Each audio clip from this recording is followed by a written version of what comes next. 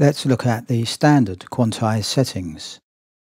The most basic setting would be to quantize the note start using Start Q. This will quantize the left side of all notes to the nearest grid. Quantizing in this way will be dictated by the Q grid setting. The Q grid setting can be chosen from the drop-down list in the Quantize Settings window. This setting can also be chosen from the Grid toolbar drop-down list.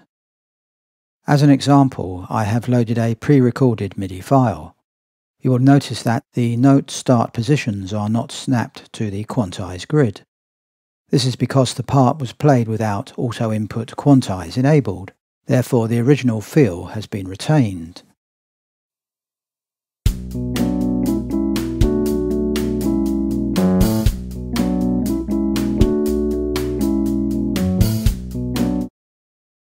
I'm going to open the Midi event list editor, as this will provide useful feedback as to what is happening in the quantize process.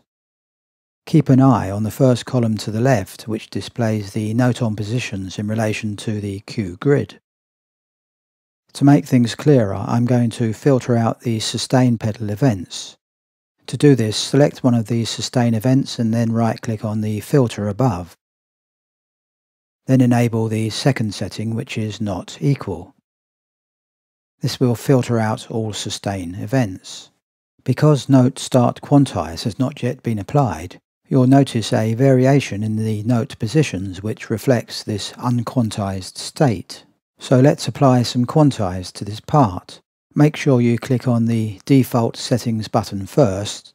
This will reset any custom grid and swing settings back to their defaults. As the performance is fairly accurate with only a small amount of variation, we can probably get away with using 1/8 or 1/16 quantized settings. I'm choosing 1/8. Now when I press the Apply Standard Q button, all the notes will snap to that grid. If you look at the event list, you can see that the note-on positional variations have been quantized. We now have 100% hard quantize, and all the live performance timing nuances have been removed.